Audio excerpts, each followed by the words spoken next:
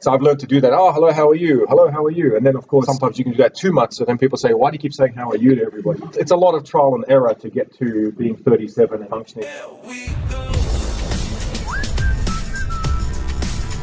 My ex-fiance about 10 years ago taught me humor when YouTube came out. So I spent a week, about 18 hours a day, watching as much comedy as I could. It sort of rubbed off about 1% of it today.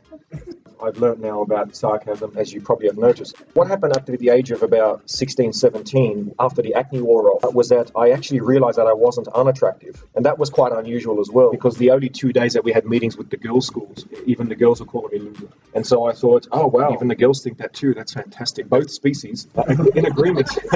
I have solved the battle of the sexes right now. What happened was my mother took me to get these glamour shots, and you'll notice I look unusually pretty. I'm sort of glad I've aged out of that phase. That was an interesting experience, because then I went back overseas and made a lot of mistakes, realized how to dress and how to act, etc. But it's in the book, so I won't waste your time with that. My ex-fiance is actually down here. Well, not her photo of her.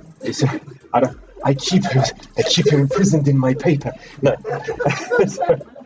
She's probably the best thing ever in terms of teaching me how to act before I was able to get into cognitive behavioral therapy. And since that point, I get therapy every week, and it's quite brilliant, because what I do is I go through scenarios about various things and people crossing their legs, uncrossing their legs, smiling, what glasses they wear, what their names are, where they travelled from, why they have their hair a certain way, how often they have a haircut, etc., and what that necessarily might mean or might not mean. So I've developed some online channels where I talk about self-care, Wednesday wisdom, autism, healthy living. I made some little mugs. I have a puppet called Pompous, who's quite rude, so I don't recommend kids have a listen to him. And why did I do all of this? Well, after recovering from the suicide and starting to seek psychiatric attention and cognitive behavioral therapy, I started to realize that maybe actually I was a lot smarter than I thought. But being a typical autistic person, I went from thinking I was a loser to thinking I was God's second son, which is exactly what you would do, right? Go the other extreme. And when that all collapsed, I couldn't understand why. And that's when I went and had the diagnosis, and they explained that quite a few things. One was, oh, by the way, you're one in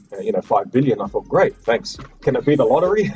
It has to be this. They then asked me to be part of a huge amount of studies, which has been happening ever since. They're called CRC. They're research doctors and all those type of things. I just give them advice on what it's like to live with autism, having the apparently unusual ability to articulate at a certain level that can be conveyed to people like yourself driving from 40 minutes away, or I forget the Kulumbala or something. Yes, I'm a local now.